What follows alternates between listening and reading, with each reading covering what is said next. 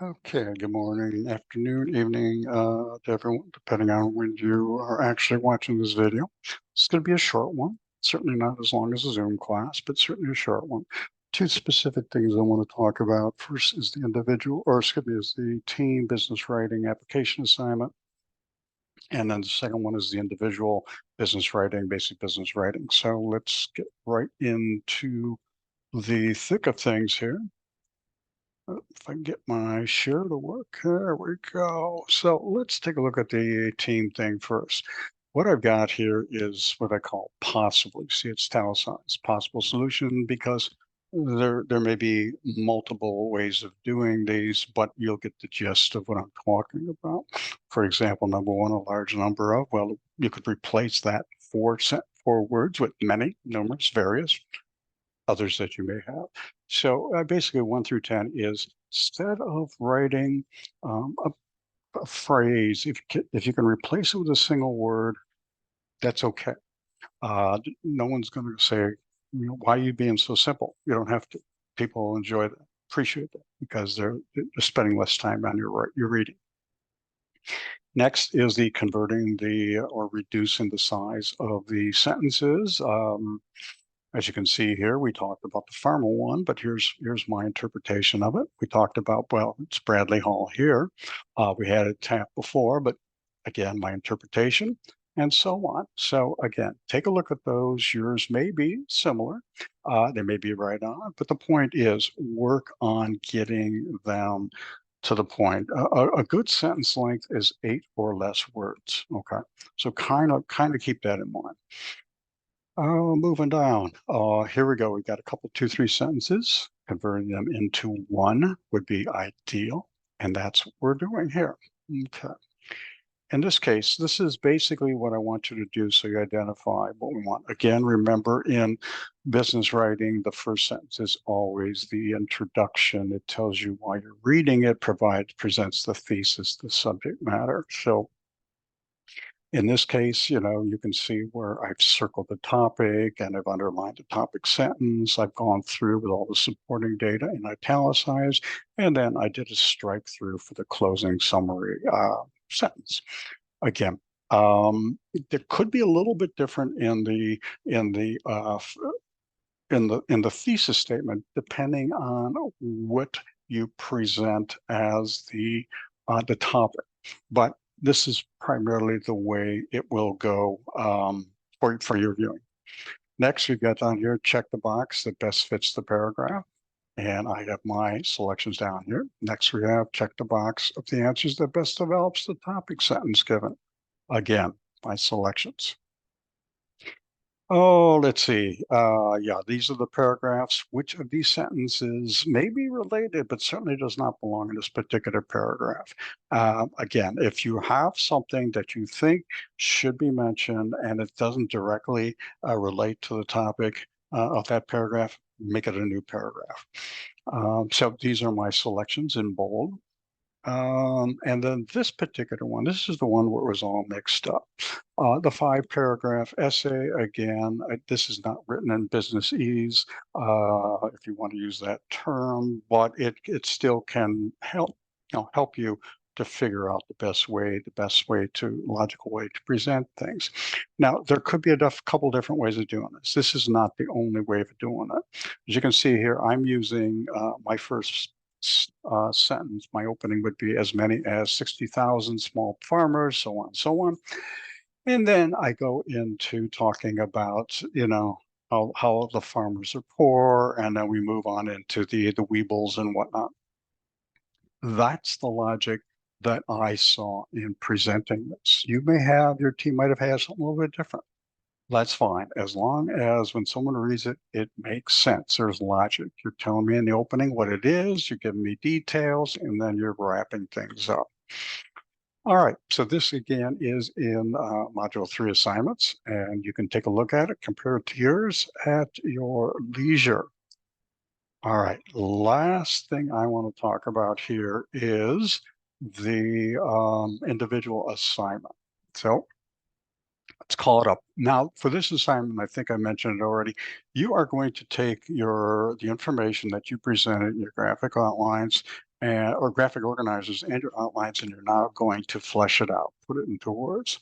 Now, what I want you to do here, though, is write it in a business ease, okay? Forget the English compositions format. You're going to write it as if you were writing this as a report to your boss. So just take a look at it. Again, for this exercise, you write a business essay based on your individual graphic organizing and outlining application assignment. The essay is to be written in business essay format. Again, the term essay is, can be used for many different things.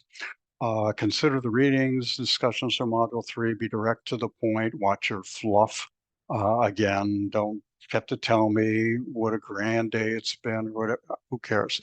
Just tell the person reading it what they need to know. Business writing is informative, providing need-to-know information, and can be, and in my opinion, boring to read. So that's okay. If it's boring, don't worry about it. As long as you're getting your message across, I'm happy with it.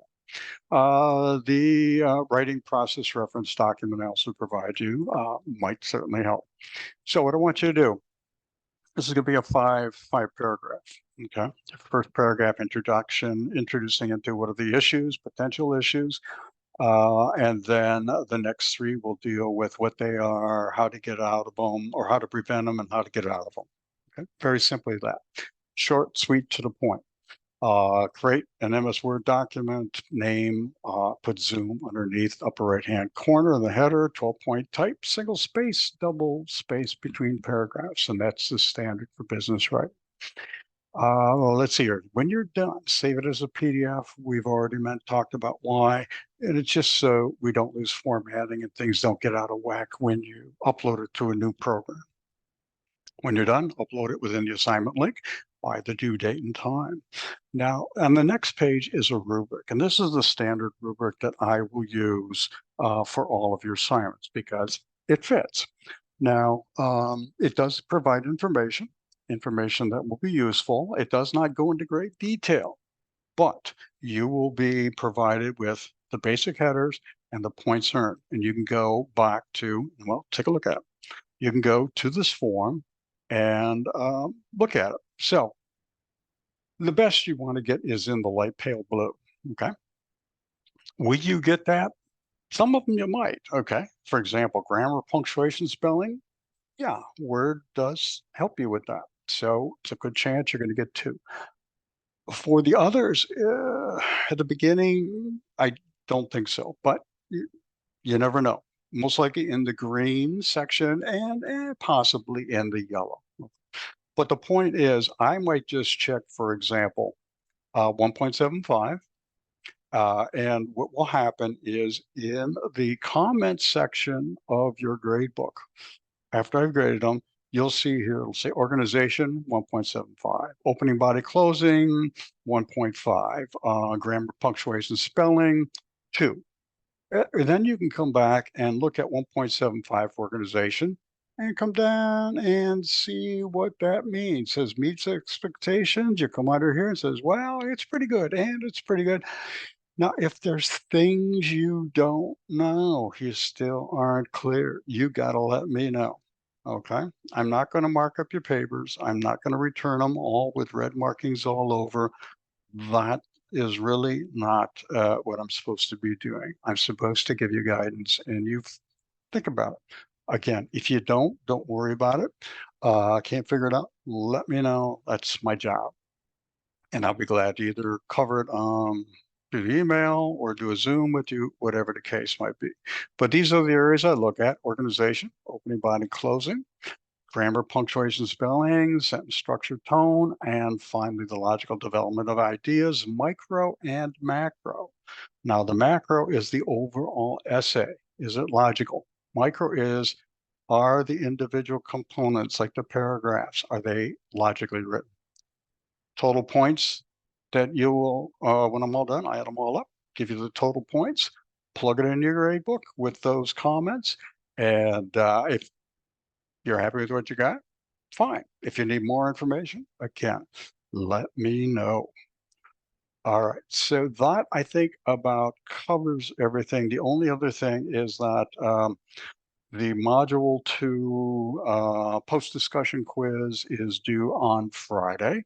And also starting sometime on Friday will be the Module 4 memos and emails. Business memos and emails module will be available with all the good stuff, reading, viewings, pre-discussion quiz. Anyways, that's about it for now. If you have questions, you know how to get a hold of me. Have a great week.